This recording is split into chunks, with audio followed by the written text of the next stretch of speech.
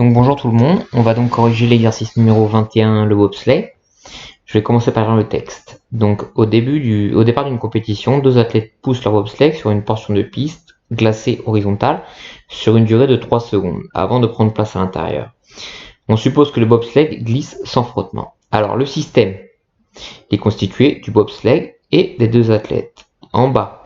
Tout en bas du texte de l'énoncé, vous avez une donnée qui correspond à la masse du système, donc bobsleigh plus athlète qui est de 630 kg. Alors, on va répondre à la question 1. Quelles sont les forces qui s'appliquent sur le système bobsleigh plus athlète à l'instant initial? Les représenter sur un schéma à l'échelle. Alors, à l'instant initial, le système il est immobile, donc c'est-à-dire que les athlètes n'exercent pas de poussée sur le bobsleigh. Alors, en ce qui concerne la correction, on a donc deux forces qui s'appliquent. On a le poids P, parce que le bobsleigh et les athlètes ont une certaine masse, donc ils subissent un poids. Ensuite, on a la réaction du sol, parce que le bobsleigh ne s'envole pas ou ne tombe pas, donc c'est forcément que le sol exerce une force sur le bobsleigh et les athlètes.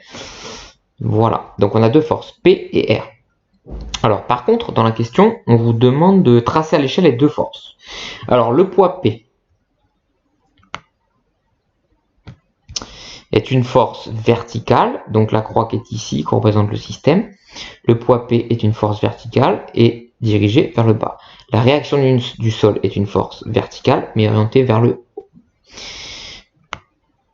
Étant donné que le mouvement est horizontal, ça veut dire que le poids P et R ont la même norme, ont la même valeur.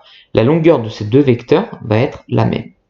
Alors, pour calculer le poids P du système, on est obligé d'appliquer la formule P égale M fois G. M, c'est la masse du système, on a vu dans la donnée du texte, elle est de 630 kg.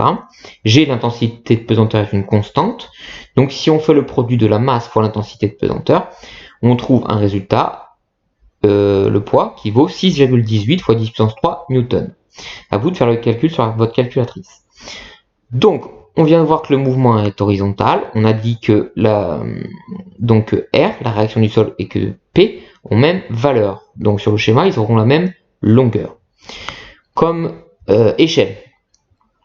Dans cette correction, ils ont choisi 1 cm représentait 3000 newtons. Donc en faisant le produit en croix, on trouve que les deux vecteurs mesureront 2,1 cm. Vous pouvez prendre une autre échelle, par exemple 1 cm pour 6,18 fois 10 puissance 3 newtons. Du coup, vos vecteurs seraient plus simples, mesureraient 1 cm vers le haut pour R et 1 cm vers le bas pour P. C'est à vous de voir pour l'échelle. Maintenant, on va passer à la question 2. En ce qui concerne la question 2, on vous demande quelle force est responsable de la mise en mouvement du bobsleigh? La représenter sur le schéma réalisé sans souci d'échelle. La force responsable de la mise en mouvement du bobsleigh, c'est la force de poussée exercée par les athlètes. Donc cette force est dans le sens du mouvement. Donc si je vous montre la correction, on a toujours P et R, même quand les athlètes poussent le système. Cette force est dirigée dans le sens du mouvement, ça veut dire que le bobsleigh dans notre exemple va aussi vers la gauche. Ça, c'est la force de poussée. Pour l'instant, on ne connaît pas la valeur de la force de poussée. On va chercher à la déterminer à la question 3. Donc, je relis la question 3. Alors, question 3. La vitesse acquise à l'issue de la phase de poussée vaut 40 km/h. Attention, 40 km/h, on n'est pas dans les unités du système international. On va devoir convertir 40 km/h en une valeur en mètres par seconde. En supposant que la deuxième loi de Newton s'applique lors de la durée de cette phase, déterminer l'intensité de la force de la poussée exercée par les athlètes. Voilà. Donc on cherche la force de poussée exercée par les athlètes. Alors je reviens sur mon corrigé.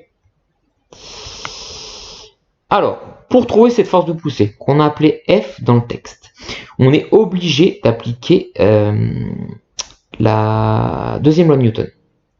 Alors, elle nous dit quoi, la deuxième loi de Newton? Elle nous dit, comme on a vu dans le cours, que la somme des forces extérieures